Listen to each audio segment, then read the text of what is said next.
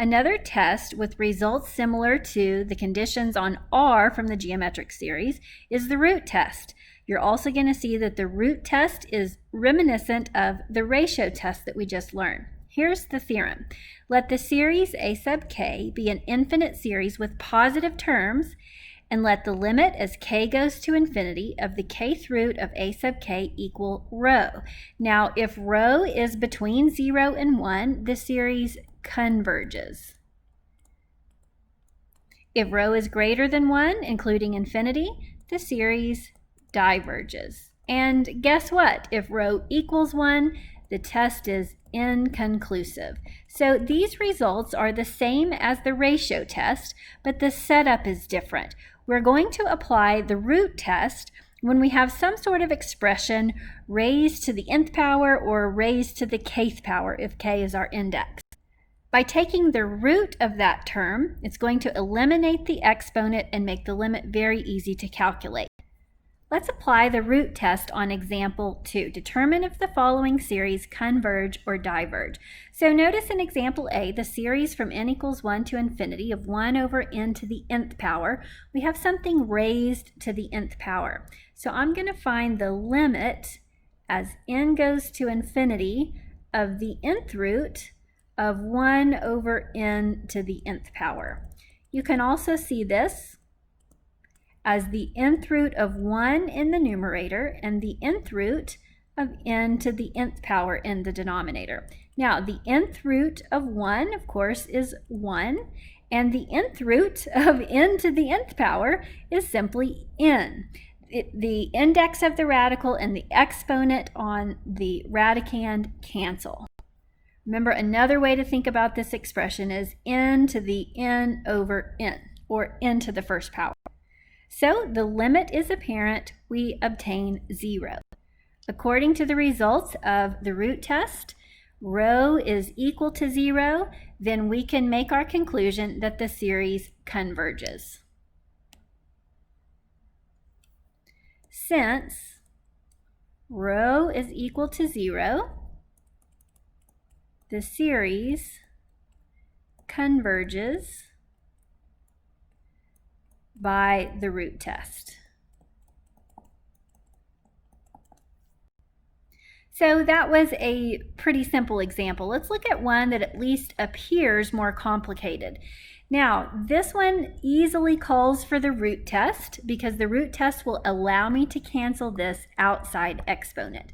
So we're going to set this up as the limit as n goes to infinity of the nth root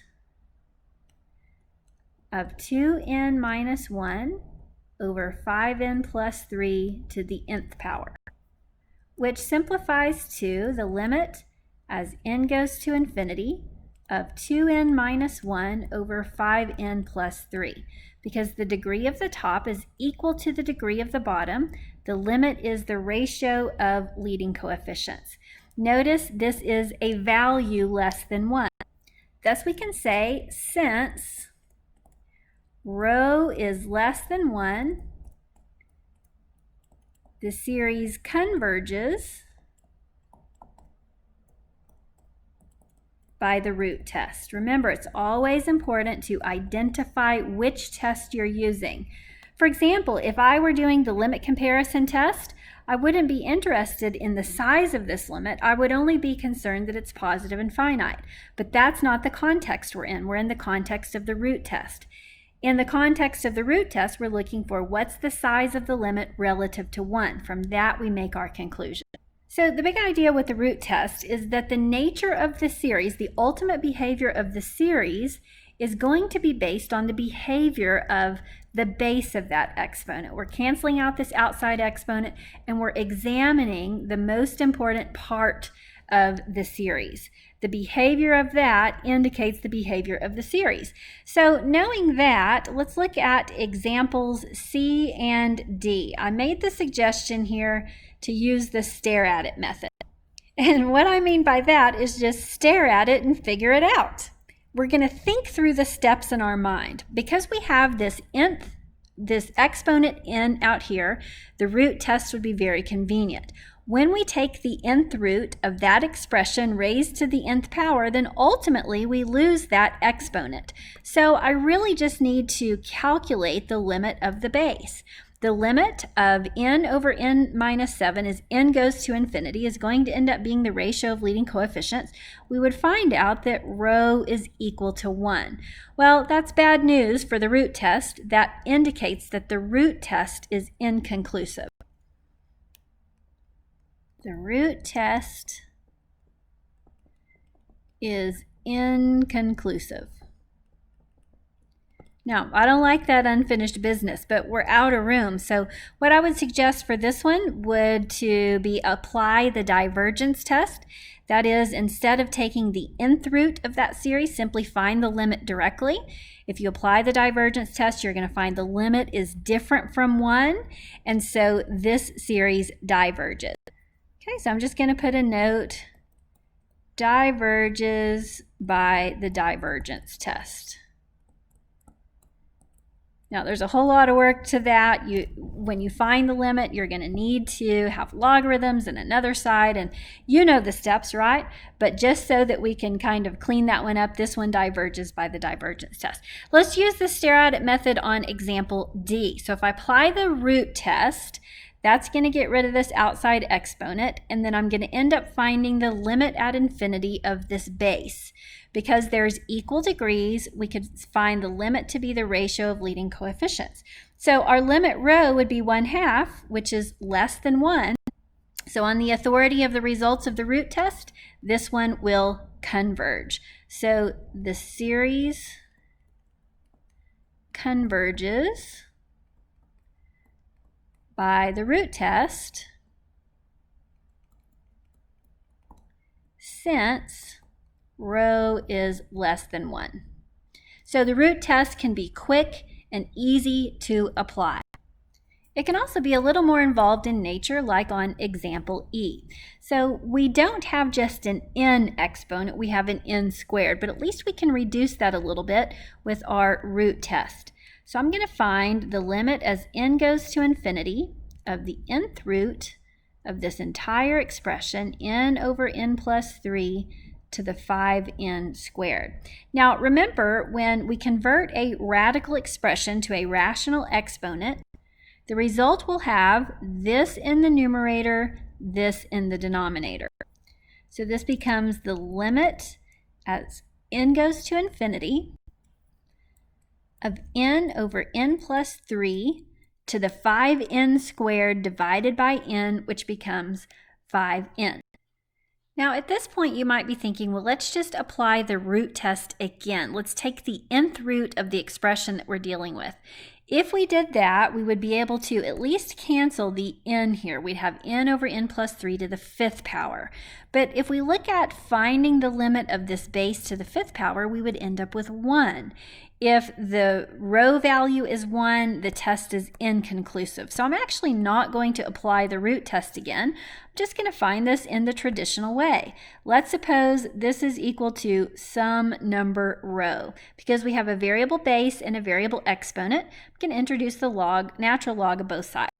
So I'm going to be working with this equation here. I know I've got a string of equals there, but I'm going to look at it as the natural log of the left side, limit n going to infinity of n over n plus 3 to the 5n equals natural log of the right side. As is our usual practice, we will switch our limit operator and our natural log. And while we're at it, since we've done this so many times, let's go ahead and bring our exponent down in front of the natural log. I bet you're with me on that. Our form here is infinity times 0. So we will correct this by inverting at least the n. We can actually move this 5 in front of our limit operator, and then we have our natural log factor and 1 over n in the denominator. Our form is then 0 over 0, so we can apply L'Hopital's rule. So L'Hopital's rule says differentiate the numerator and the denominator separately. So to differentiate the natural log in the top, we're going to take the argument n over n plus 3 in the denominator and the derivative of that argument in the numerator. Now, the derivative of that argument is again going to require the quotient rule. So carrying out our quotient rule here, that takes care of the derivative of the numerator. Now, I need to work on the derivative of the denominator, which is negative 1 over n squared. This is very familiar to a problem we did not too long ago. So I'm going to simplify this complex fraction in a single step here, or at least getting the levels right. So this fraction simplifies to 3 over n plus 3 squared. Then we're dividing by a fraction, so we know we can multiply by the reciprocal of that fraction. And we're dividing by another fraction, so I'm going to multiply by its reciprocal as well. Canceling our like factors, one of our n plus 3's is going to cancel, one of our n's is going to cancel, and we will end up with 5 times the limit as n goes to infinity of negative 3n over n plus 3 equals natural log of rho. The limit on the left side is negative 3, so it looks like natural log of rho equals negative 15. So we can say if negative 15 equals natural log of rho, then e to the negative 15 equals rho. If you want to think of this as 1 over e to the 15, might be a little clearer. Now remember, we're in the context of the root test. The root test requires me to find rho and then examine its size relative to 1.